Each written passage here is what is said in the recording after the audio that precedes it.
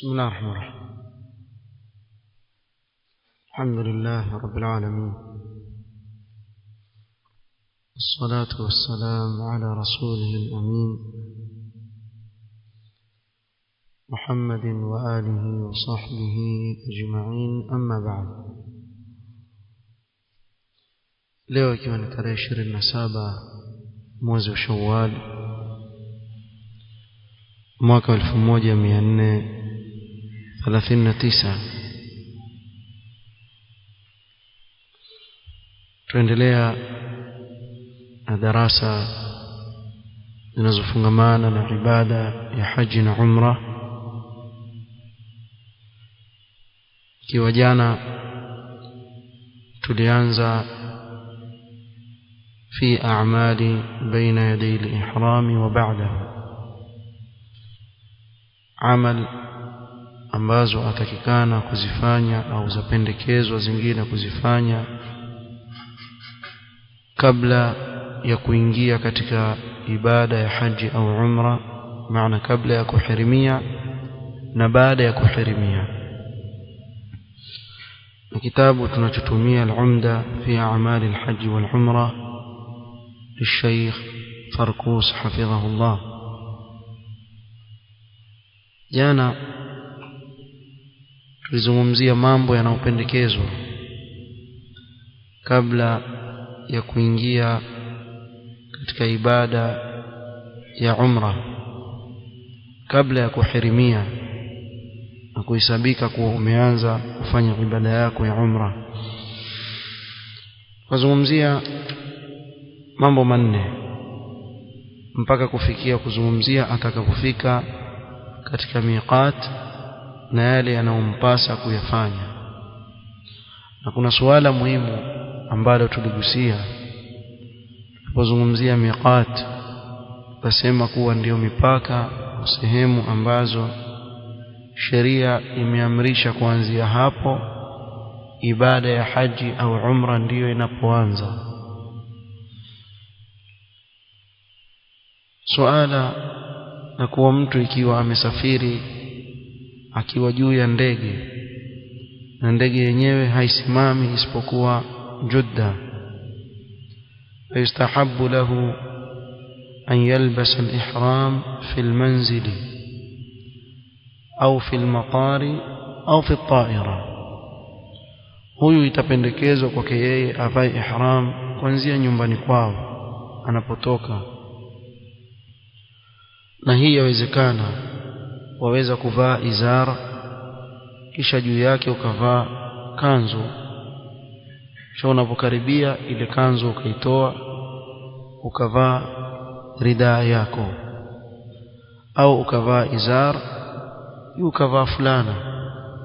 Unapofika karibu na miqat ukatoa ile fulana ukavaa izari yako na ridaa yako. وأن يحرم بعمرة وجوبا قبل أن يتجاوز الميقات المكاني المتعلق به. ingawa afahamu kuwa atahirimia kwa ajili ya umra na ni wajibu juu yake kuhirimia kwa ajili ya umra kabla ya kupita miqat makani ambayo imefungamana na yeye. Bimaana ikiwa amepita kwa mfano miqati ya watu wa Yaman, pale ndio atakapoanza ibada yake ya Lamlam. Ikiwa amepita kwa miqati ya watu wa Madina, Dhul-Hulaifa, hata kama ni kwa juu ya hewa, pale ndio atakapoanza kufanya au kuingia katika ibada yake. Huu ni mfano. So kila unapopita kule kwenye miqat, pale ndio utakapoanza ibada yako. Kwa hivyo kabla ya kupita ile miqat uwe tayari umeingia katika ibada ya haji au umra. Khamisa, jambo la tano ambalo leo ndio tutakalolianza kuunganisha na yale manne tuliyotanguliza kuyataja. ويستحب له التحميد والتسبيح والتكبير قبل الإهلال. yapendekezwa kuleta tahmid, alhamdulillah, kisha tasbih subhanallah, kisha takbir Allahu akbar kabla ya kutangaza ibada yako. Thumma yatawajjahu ila alqiblati wa yu'linu niyyatahu qailan, kisha ataelekea qibla na kutangaza kile ambacho tayari ashanuia ndani ya moyo wake kwa kusema labbaik allahumma umrah, labbaik allahumma umrah. Na kwa kutamka maneno haya tayari wahesabika umeingia katika ibada ya umra. Kwa hiyo utasema labbaik allahumma umrah. Na hapa kuna adilla kwa Mtume sallallahu alayhi wasallam imethubutu kwake yeye annahu rakiba hatta istawat bihi ala albaydai hamida Allah wa sabbaha wa kabbara thumma ahalla bihajjin wa umratin. Kwa Mtume sallallahu alayhi ndivyo alivyofanya alipopanda juu ya kipando chake kuwa tayari kuhirimia. Mwanzo alimhimidi Allah subhanahu wa ta'ala kwa kusema alhamdulillah, akamsabbih Allah subhanahu wa ta'ala kwa kusema subhanallah, na akamkabbir kwa kusema Allahu akbar, kisha ndio akatangaza haji yake na umra. Walmuradu bilihlali, na tukisema alihlal kule kuitangaza ile haji au umra, raf'u sauti bima aujabahu ala nafsihi, ni kule kunyanyua sauti kwa kile alichojiwajibishia nafsi yake. Kwa mfano ni umra, fayaqulu labbaik allahumma umra, sababu ndicho alichojiwajibishia nafsi yake kwenda kufanya umra. ولا يشرع التلفظ بالنية في شيء من العبادات إلا في هذا الموضع، na haijuzu kutamka kile alichokinuia muislamu katika ibada yoyote ile isipokuwa katika sehemu kama hii pekee yake. Na hapa hautamki nia, ni kuwa lile jambo ambalo tayari ulilonuia ndani ya moyo wako tangu kule ulikotoka, pale ndio walitamka, wala haimaanishi hapa ndio wanuia sasa, sababu tangu utoke nyumbani tayari umenuia kufanya nini? Haji au umra. Thumma yulabbi qailan, baada ya kusema labbaik allahumma umra, hapo hapo ataanza kuleta talbiya kwa kusema labbaik allahumma labbaik, labbaik la sharika lak labbaik, innal hamda wan ni'mata laka wal mulk la sharika lak. Na hii talbiya wengi wetu tuisikia na tuijua, tuifahamu alhamdulillah. labbaik allahumma labbaik, labbaik la sharika lak labbaik, innal hamda wan ni'mata laka wal mulk la sharika lak. وكان من تلبيته صلى الله عليه وسلم لبيك إله الحق. pia katika talbiya Mtume sallallahu alaihi wasallam alikuwa akisema labbaika ilaha alhaq, na hii imethubutu kutoka kwa Mtume sallallahu alaihi wasallam. wal hadith hasanahu al-allamah al-albani rahimahullah ta'ala. wal afdalu iltizamu talbiyat an-nabi sallallahu alaihi wasallam, na bora zaidi kushikamana na hii talbiya aliyokuwa akileta Mtume sallallahu alaihi wasallam. wa in zada alaiha labbaik dhal ma'arij labbaik dhal fawadil, pia ni jaiz liiqrarihi sallallahu alayhi wasallam alaiha, kwa kuwa masahaba walikuwa kitamka na Mtume sallallahu alayhi wasallam akakiri wala hakuwa kataza. وكان ابن عمر رضي الله عنهما يزيد لبيك وسعديك والخير بيديك لبيك والرغباء إليك والعمل. هي تلبية الكوكي زديش ابن عمر رضي الله عنهما نمتوم صلى الله عليه وسلم akakiri jambo. Lakini ifahamike kuwa aljawaz, ikiwa imejuzishwa kusema hivyo, basi bora zaidi ni mtu ashikamane na kile ambacho zaidi Mtume sallallahu alaihi wasallam alikuwa akikileta. Na leo iliyozoeleka zaidi ni ile tuliyotaja mwanzo. سادسا ويستحب له أن يرفع بها صوته ويسمع بها من حوله. pendekezwa anayeleta talbia anyanyue sauti yake na kuwasikilizisha wale waliokuwa karibu yake, maana atapaza sauti yake na talbia, wala hatonong'ona katika talbia yake, bali atanyanyua sauti yake. لما في رفع الصوت بالتلبية من إظهار لشعائر الله وإعلان بالتوحيد. سمندان هي تلبية كنا كذيرش شعيره أو عباده تكف، كذلك كتنغاز توحيد، لقوله صلى الله عليه وسلم أفضل الحج العج والثج. متوم صلى الله عليه وسلم سيما بورا وحج العج رفع الصوت بالتلبية. bora wa haji ni ile ambayo mtu atanyanyua sauti yake anapoleta talbia. wathajju sailanu dima alhadi waladahi, kule kumwagika kwa damu ya wale wanyama wanaochinjwa na wale mahujaji. Hii ni katika bora wa haji, kuwa sauti za talbia ziwe juu na watu wachinje katika ile siku ya kuchinja. Na hapa ndio utaona jambo hili ambalo ndio sunna, wengi wetu tufanye uzito na uvivu katika kulileta. Na subhanallah, shetani ana kazi kubwa sana katika kuwafanya watu wavunjike moyo katika kufanya jambo la sunna. Lakini jambo la bid'a, subhanallah, jambo la bid'a huwa mtu mchangamfu sana. Wakati mwingine mtu auliza, mbona wale mubtadi'a wanabidii sana katika lile jambo lao katika bid'a? So shetani hana haja nao. Shetani hana haja ya kumzuia mtu wa bid'a asifanye uzushi wake, iwataka endelee na uzushi wake.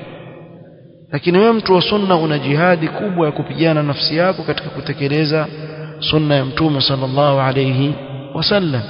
Ufanye bidii katika kuitekeleza hii sunna. Nasema watu wengi utawaona hawanyanyui sauti zao katika kuileta hii talbia na kuitangaza tauhid.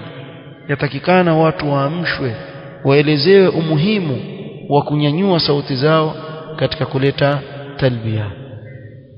Ndio sunna Mtume sallallahu alaihi wasallam aliyotufundisha, bali yule anayenyanyua sauti yake haji yake ni bora kuliko yule ambaye hatanyanyua sauti yake, kama ilivyothubutu kutoka kwa Mtume sallallahu alaihi wasallam.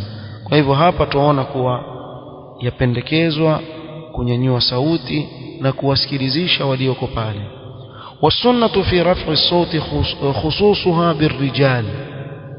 Sunna katika kunyanyua sauti ni hasa kwa wanaume pasi na wanawake. Amma almar'atu fala tarfa'u sawtaha bitalbiyati au bidhikri bihadrati ar-rijal al-ajanib. Ama mwanamke hatanyanyua sauti yake kwa talbia wala kumtaja Allah subhanahu wa ta'ala kwa sauti ikiwa kuna wanaume ajanib pale karibu na yeye. Yarhamukallah. لأن الأصل في حق المرأة التستر.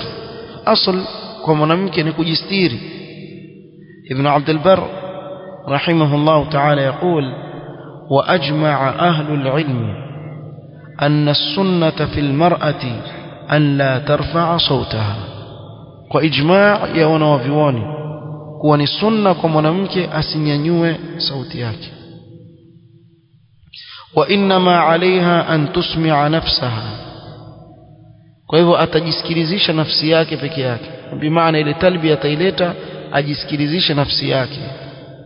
Fakharajat min jumlati dhahir alhadith wa khussat bidhalika. Kwa hivyo mwanamke atoka katika jumla ya dhahir ya hii hadithi inayohimiza kunyanyua sauti katika kuleta talbia. Wa baqiya alhadith fi alrijal. Hadithi hii itakuwa imewahusu wanaume peke yao. Nafikiri liko wazi. Kwa hiyo watu wanyanyue sauti zao wanapoleta talbia. au utaona watu katika bid'a wamechangamka lakini katika sunna wamepatwa na uvivu katika kutekeleza sunna. Tizama wewe, utamkuta mtu saumu za sunna afunga, lakini ikaja saumu fulani ambayo ameifunganisha ikawa ni uzushi sasa kuifunga saumu kama ile. Kama kwa mfano afunga yaum khas kuwa hii ni siku ya Mi'raj, kwa hivyo tufunga tarehe 27 ya Rajab, tufunga kwa sababu leo ndio ilitokea Mi'raj. Na ni uongo, Mi'raj haikutokea tarehe hiyo.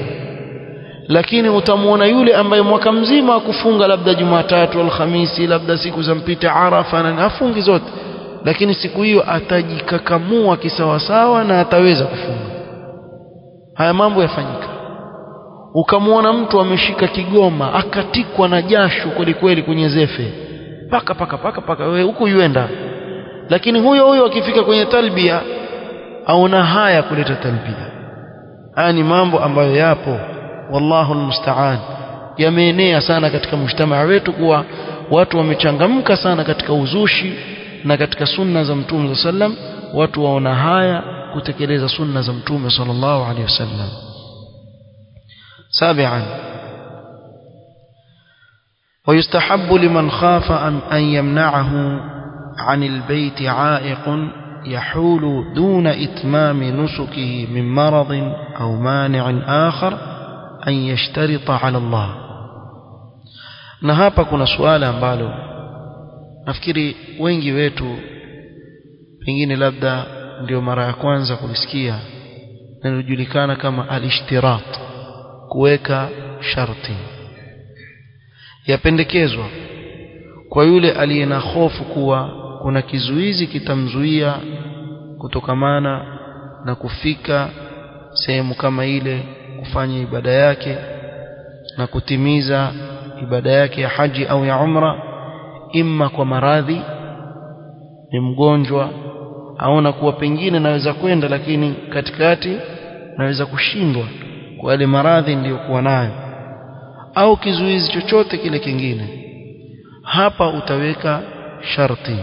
Yapendekezwa kuweka sharti baada ihlalihi bil umrati au al haji, an yaqul, baada ya kutangaza umra yake au haji yake atasema Allahumma mahilli haithu habastani, yani pale nitakapohalalika ni pale ambapo utanizuia siwezi tena kuendelea. na hii ina faida ndani yake kama tutakavyohitaji. وليس هذا الشرط عاما لمن لا يخاف من عائق يمنعه من أداء نسكه. na hii ishtirat sio kila mtu tu, yani kuwa yuisema labbaik allahumma umra allahumma mahilli haithu habastani, wala sio dhikr ambao Mtume sallam pengine amefundisha kila unapotaka kufanya umra mahaji ifanye. La, itabakia katika dharura yake. Ikiwa kwa mfano mtu ni mgonjwa na achelea kwa maradhi yaweza kuzidi akashindwa kufanya ibada yake, ataweka hili sharti, ili sharti kama hili anapoliweka pale anapoishia, basi itakuwa ndio mwisho wa ibada yake.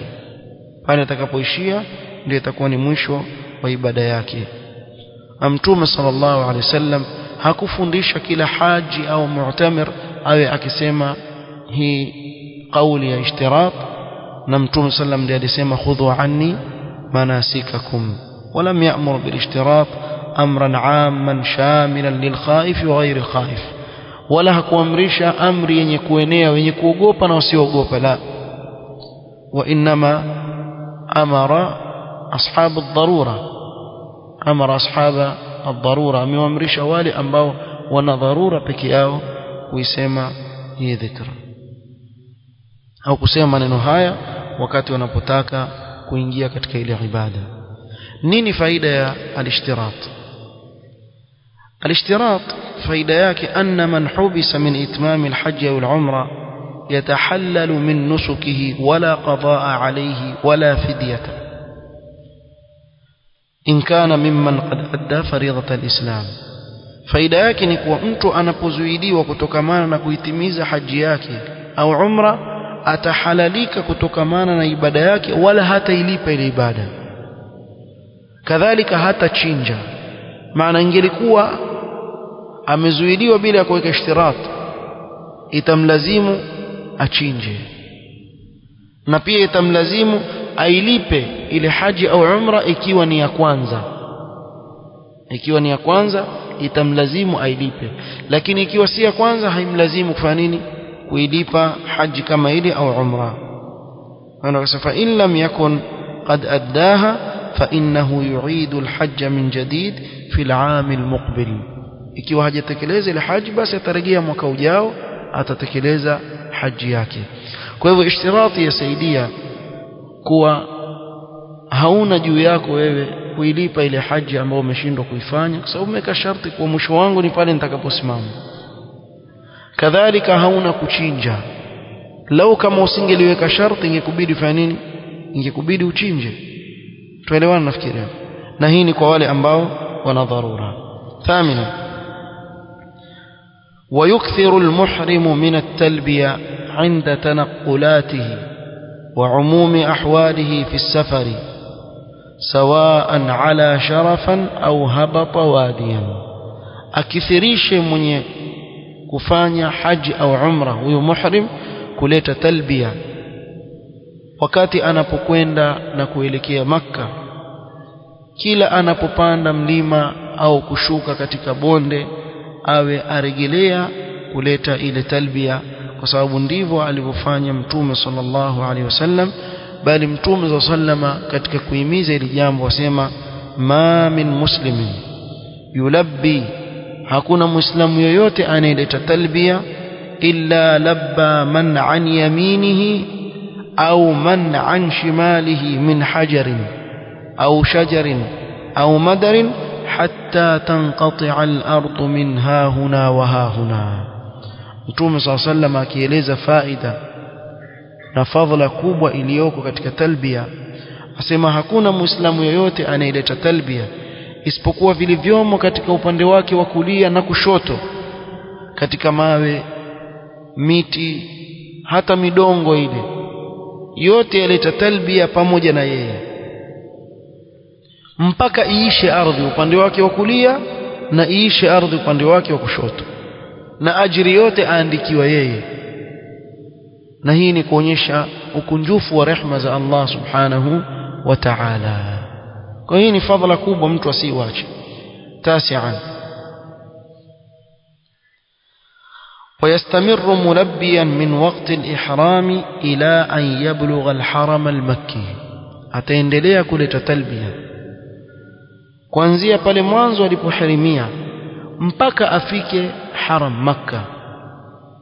ولا يقطع التلبية إلا عند رؤية بيوت مكة, na wala hataikata talbia mpaka atakapoona majumba ya Makkah.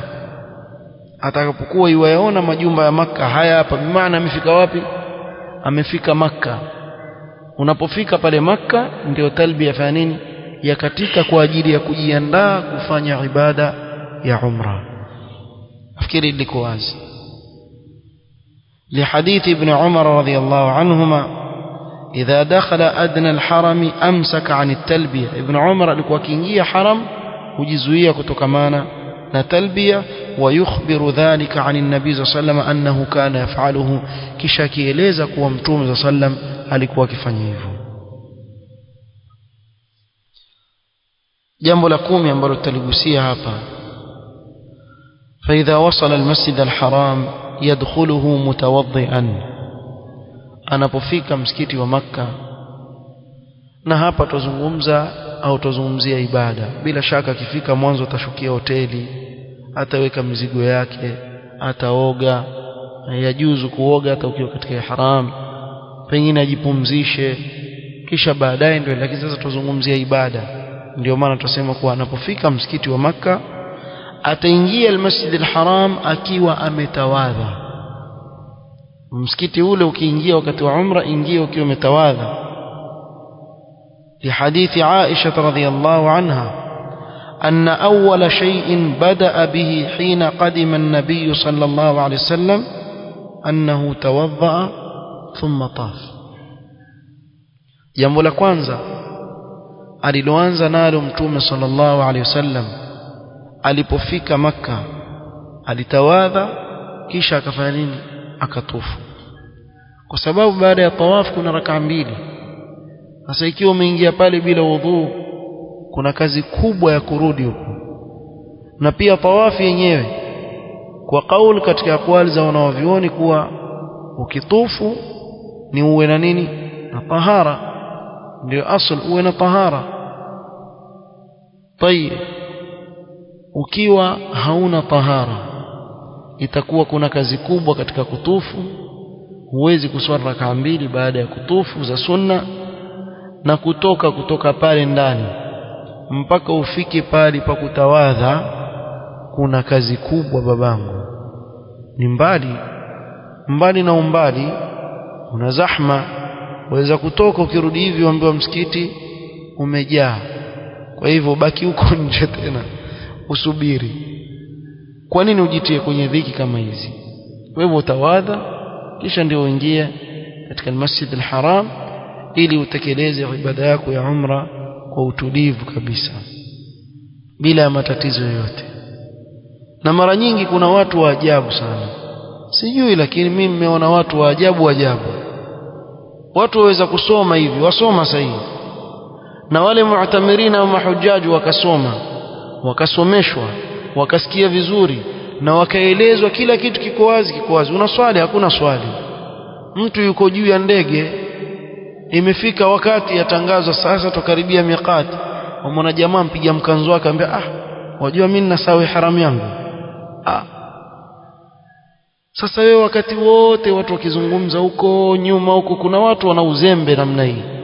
Kwa watu wachunge sana uzembe wa namna hii. Mtu ihram yake ameibeba, ameitia kwenye begi lile la kuingia chini kule kwenye ndege, badala ya kuibeba katika begi. Ingawa binadamu yaweza kutokea kusahau, lakini kuna ule uzembe wa kupita kiasi. Sababu wewe ndio kufanya ibada tukufu kama hii, kuwa makini sana katika kufanya ibada yako. Utaambiwa chinja, wewe utashindwa. Kuchinja bei gani? Muambiwe bei yake. Kuchinja, ukishtuka vizuri hivi utakunywa maji ya Zamzam mpaka uregewe, una kitu hata chakula. Kwa hiyo mtu angalie vizuri na awe makini sana katika kwenda kuifanya ibada kama hii. Atawadhe ndio aingie katika msikiti wa haram. Ama ukutawadha ni mbali huko utokako, na kurudi tena sio guarantee. Unaweza kwenda kule, watembea hapa na bridge, watembea tu hapa na kongoya sokoni kule, kisha ukifika kule wakati wa kurudi tena, haswa katika mausimu ya haji, mara nyingi sana huwa kuna nini? Kuna zahma. Maanake watu wengi sana huja katika nchi mbalimbali wakati ule. Ukirudi waambiwa msikiti unjaa, ubaki nje pale. Ikiwa ni wenzako umewatia dhiki, ikiwa uko peke yako umejitia dhiki. Kwa hivyo watu wachunge hili swala. Waweza kuona ni jambo dogo kutawadha, lakini tawadha ndio uingie katika msikiti.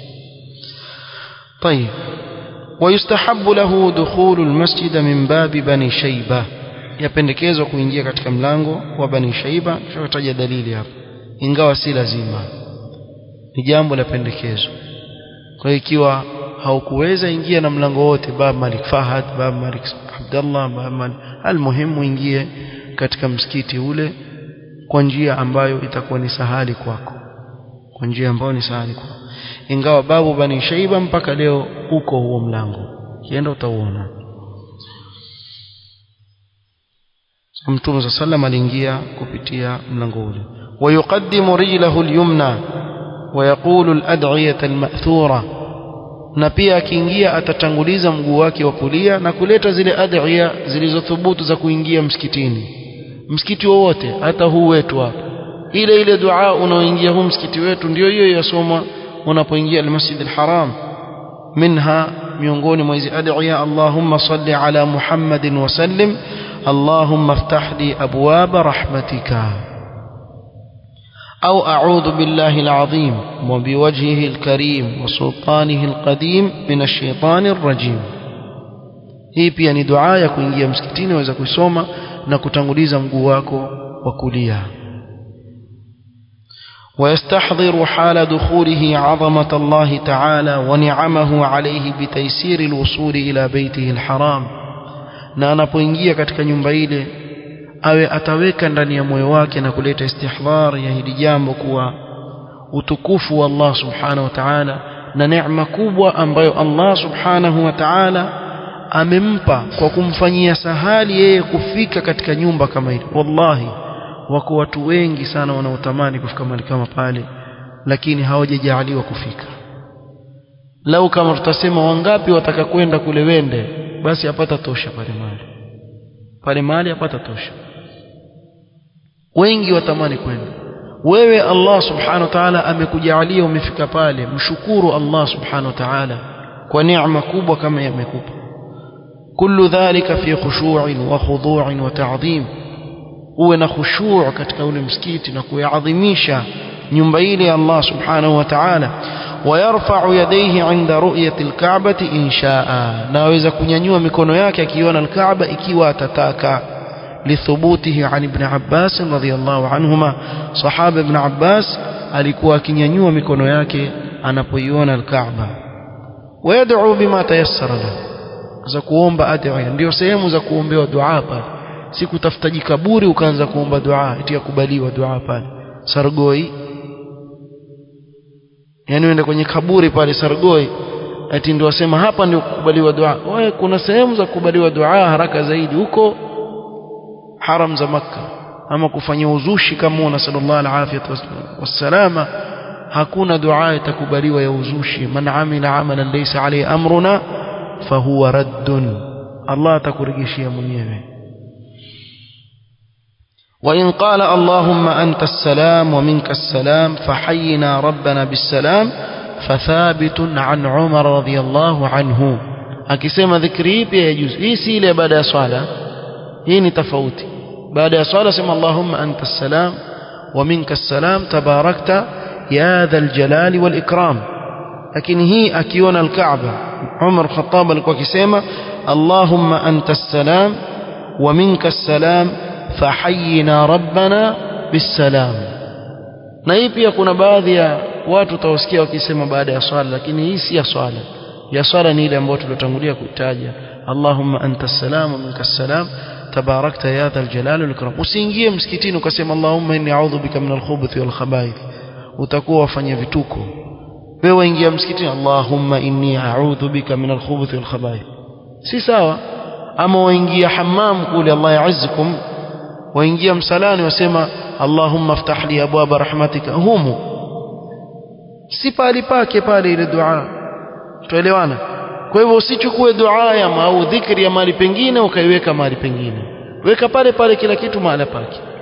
baada ya swala ni hii na hii ukiona al-Kaaba. وإذا خرج من المسجد فليقل, na wakati wataka kutoka katika al-Masjid al-Haram na msikiti wote mwingine, Allahumma inni as'aluka min fadlika.